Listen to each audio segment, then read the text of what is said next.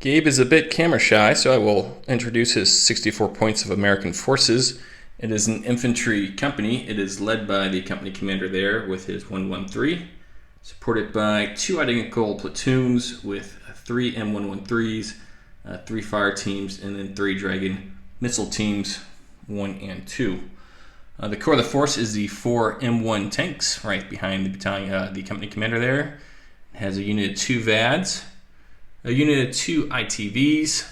Those are 3 M109 howitzers back there with an observer. No additional munitions on those. And then we have 2 Cobras. Altogether 64 points, looking to roll over the Soviets before those reinforcements can arrive. Here is 64 points of Soviets. It's focused on an Afghanski battalion. So we are led by the battalion commander. Right here, he is supported by 3 Afghanski companies. And this one in the front has both the Gremlin anti-air missile teams and the Spigot missile team. The one over on the left has a Spigot missile team, and the one on the right has a Spigot missile team along with the automatic grenade launchers. Each of those are the small infantry companies for the Soviets. They are supported by 2 units of Hinds, 2 birds each. And then we have 6 T-72s and 1 unit of BMP-1 scouts. So altogether, this will be the force that tries to fend off the Americans. Hopefully the reserves will come quickly, because having to start the infantry on the board does make it a little bit of a mismatch, I feel, for this game. But we shall see how well the Soviets and these well-trained air assault infantrymen can hold up. What is the location? Today's mission will be Hasty Attack, with the U.S. forces attacking Soviet air assault infantry as the defenders. We have a village in the center of the town with some fields, as you see, also some woods interspersed throughout the battlefield, some road networks, and of course our trusty river. Gabe will be playing the American side after I place my first defender's objective marker here on my right flank, anchored by the river. Gabe placed one in the center and one on the left. My other objective is on Gabe's right flank down the road network, so hopefully those T-72s will come in and be able to sprint down there. But we shall see. For deployment, the Soviets have anchored their left flank with one of the infantry companies minus to cover down on that objective. The battalion commander split between that objective on the left and this one in the center. And our company minus here on the right, making use of the river as a defensive fortification. 1 unit is held in reserve, and that is the 3rd Infantry Company. Of course, Afghanski have to deploy all their air mobile units before they can deploy any other units on the board. That's why you see no heavies. Gabe, for his part, has put his 113s behind the building. The infantry company, infantry platoon is ready to move out into the village to either secure this objective or this one on my right. You have the battalion commander that has joined that infantry platoon, company commander, along with a platoon of M1 tanks, the forward observer, and then he has the VADS anti-aircraft guns, which will do 2 things. Number 1, keep the Hinds away, hopefully for Gabe, and then also maybe take out some of the infantry. They get a lot of shots in order to do that. So at this point in Hasty Attack, Gabe, you have to decide which objective of yours you're going to take away. What have you decided, buddy? You're going to take the one on my left, leaving my infantry company stranded there. At least I got one in reserve. I had a feeling you would do that. That said, we are ready to begin. It's going to be the Americans on the attack on turn 1.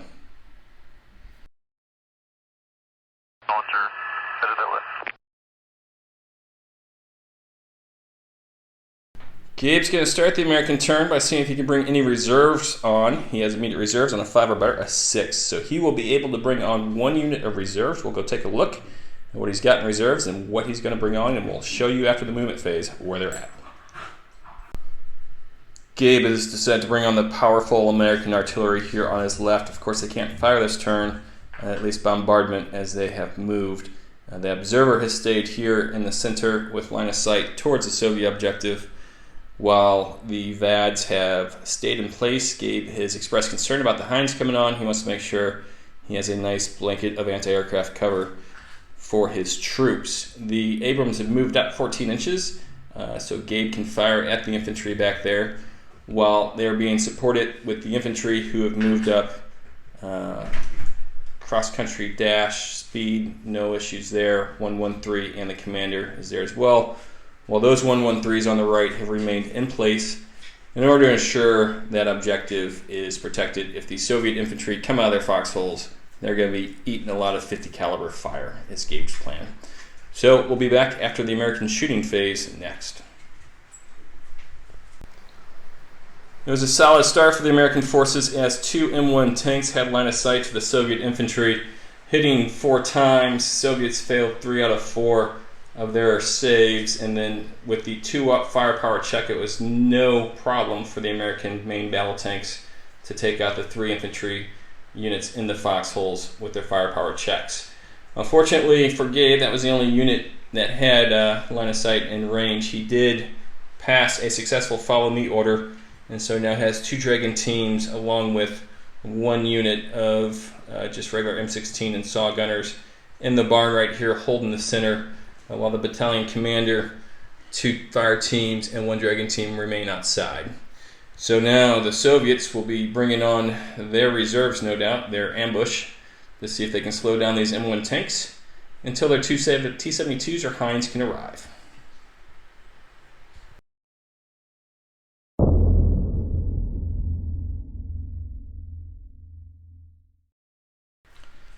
The Soviet ambush was well placed right in the cornfield in the center. That will slow down those M1 tanks for sure.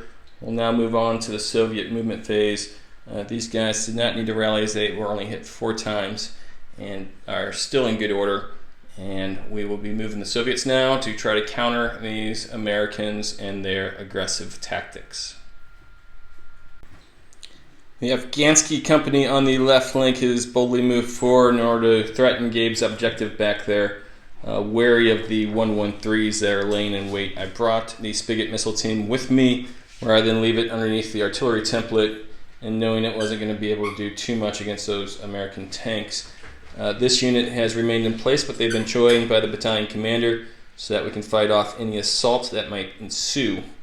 Over on the right, they have also stayed in place. I did check to make sure the Spigot missile team is in range of the barn here in the center in order to put some missiles into the teams that are in there right now. So we will be back after the Soviets' first shooting phase, see what we can do.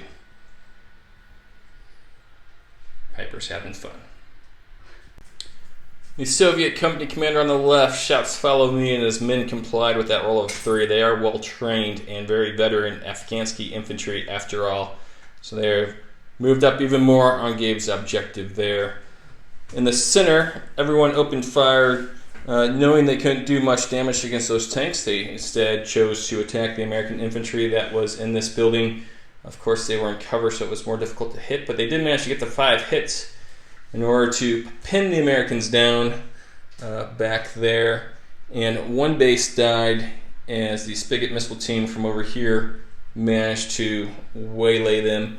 I had actually targeted an American missile team in there, but Gabe made the 3-up roll in order to put it on a regular fire team. So the Soviets did not do much damage, but at this point it's all about holding the line and maybe putting some pressure on Gabe's right flank to divert some resources until the big guns of the Soviet armed forces can arrive. So we'll go to Gabe's turn 2 next.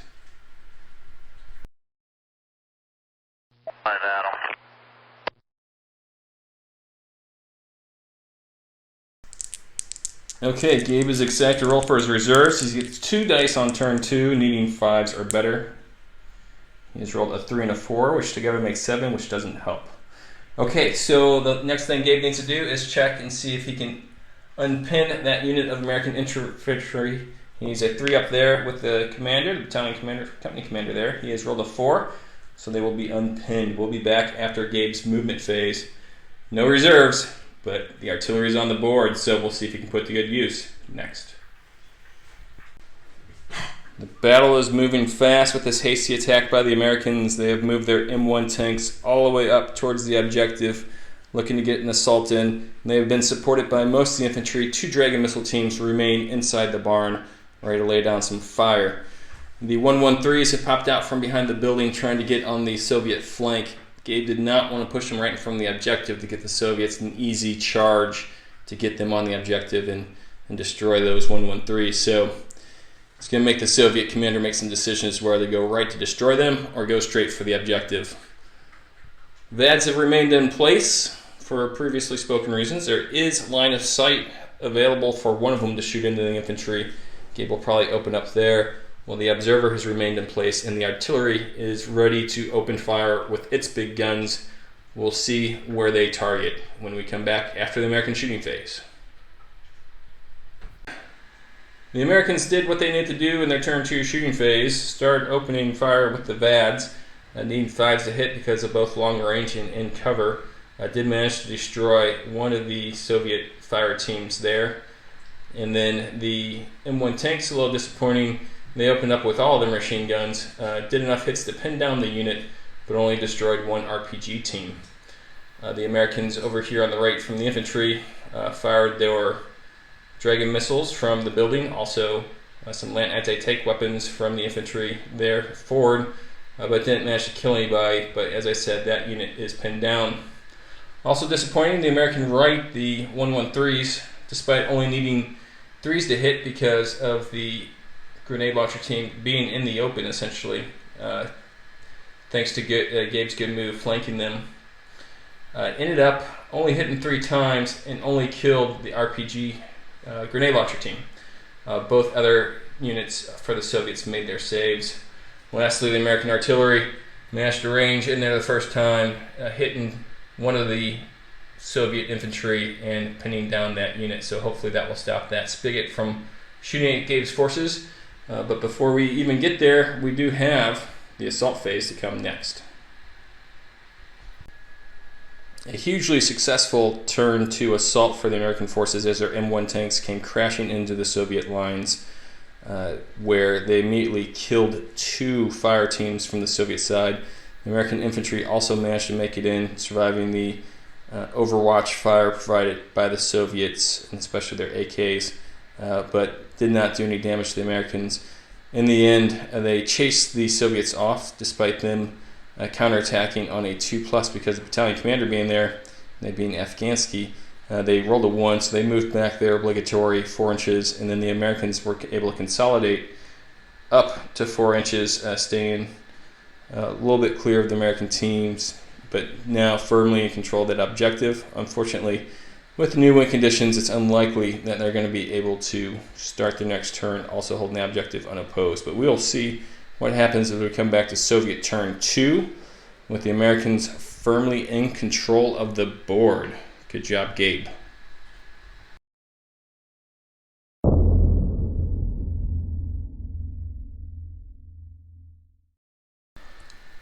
Soviet commander was really relying on the Afghanski's courage to hold in the center. They have not, so now they're going to have to maneuver around. But before they do that, we do have one roll to make to see if these guys unpin on a 3 or better. They do on a 5. So the Afghanski are now unpinned and will at least be able to shoot and hopefully do some damage to the Americans. They are in a tough spot. We'll be back after their movement phase. Still waiting on their reserves to arrive. The Soviets have repositioned their infantry here on the right, so they're within 3 inches of the objective marker. That will prevent the Americans from winning in the beginning of their next turn at least. They have left both the anti-aircraft team and the Spigot missile team in place, so they'll be shooting as normal. Over on the left, the majority of the company has moved forward, still threatening the American objective. They will have to bring some reserves in there to counter that Soviet push. The Spigots there have remained in place as well to fire on the American 113s. So with that, we'll go straight into the Soviet shooting phase. They need a good one here to remain in the game. The Soviets just don't have the tools to stop the American armor at this point. The Spigots over here open fire, managing to hit the American tanks but not doing any damage as it's made its armor save. Same with that Spigot over there, open fire at this tank here, managed to do 1 hit, but with that foreign armor 18 could have only managed to bail him if he rolled a 1. He did not. He rolled a 5, so he was good there. A little bit more success on the Soviet left as the spigots opened up, getting one hit against the 113s. No armor was going to be able to save it, and they did make the firepower check, destroying the first American 113, but they are still in good order, so they have not driven them off. But they are at least nearing that objective as we go to American turn 3. It's very bleak for the Soviets, as it normally is, but they are not the type of people to give up easily. They will continue to press on and see if they can get some reserves in here quickly.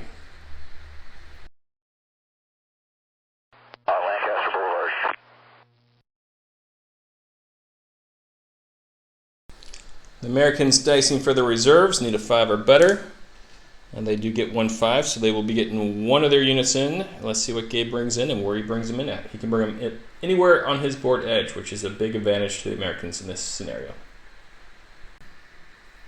Gabe has brought his second M113 platoon in on the right to secure the objective and open fire with the 50 calibers against the Soviets who are advancing towards it. 2 of the 113s have remained in place, so look at their full rate of fire. The battalion company commander's 113 has moved up slightly to make sure he's in short range. Over in the center, the Dragon missile teams have remained in place while the rest of the platoon has moved up to secure the objective. The tanks have pushed forward towards the Soviets, remaining 2 inches away but ready to launch an assault there, while the American artillery has slewed their guns right, and the VADs have remained in place, still waiting for those Soviet attack helicopters that might be arriving the start of the next turn. So we'll see if the Americans can put them away right here between the shooting and assault phase. It should be a good one for the Americans. Everything is lined up perfectly for them to do much damage to the Soviets.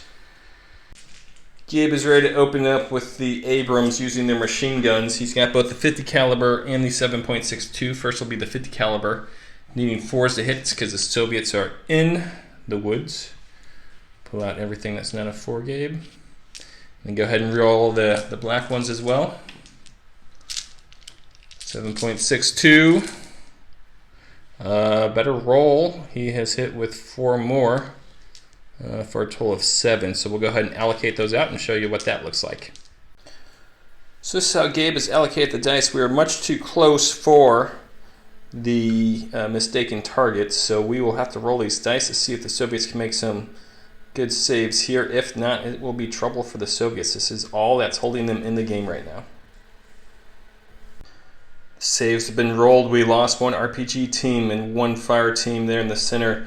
Held on to the battalion commander, the Spigots, and that other RPG team. They are surely going to be faced with an American assault again, though, so it is not over for the Soviets yet. And they have more American firepower coming their way, so we'll report back at the end of the shooting phase. The combined firepower of these 3 M113s, along with these 3 M113s, managed to take out 4 Soviet bases that were hiding in the cornfield, doing a total of 5 hits. So they are pinned down now for sure. While over here, as you saw, the machine guns from the tanks managed to take out 2 Soviets. The M16 wasn't able to do any further damage, but they are also pinned down. And since the unit on the right was pinned down, the American artillery gave a repeat mission over here, hitting one of the Soviet teams. They made their save, but they are also pinned down. So all Soviet forces are now pinned down, and we will move into the assault phase. The American assault went very well. Gabe rolled hot. In the first round of combat, he killed the RPG team on the right. Of course, the Soviets could not really do anything in return. The American armor too tough. Soviets did roll to counterattack successfully this turn with the battalion commander, but unfortunately Gabe rolled a 6 when it came time for his counterattack. In that second round of fighting, instead of being driven off, they drove over the remaining Soviets. So they are now firmly in control of this objective. It really comes down to whether or not the Soviets can bring in on any reserves and where those reserves come in. So we'll roll that dice right now. All right, Gabe, I got reserves coming in on turn 3 on a 5 or better. That's a 4. So, buddy, good game. American victory. It saddens me. My Soviets have failed me, but they really just did not have the right tools. I got to relook at that list, because when they come up against armor, they get rolled over. Hope you enjoyed the game. We'll be back with another one, so stay tuned at the War Corgi YouTube network.